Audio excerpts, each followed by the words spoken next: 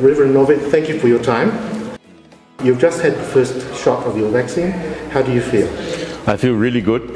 In fact, I didn't know that I was injected by the nurse.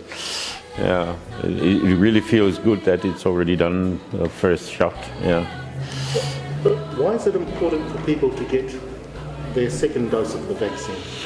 It's important because you need to complete both vaccinations to happen. I think one injection is not enough, and you need to complete the whole package.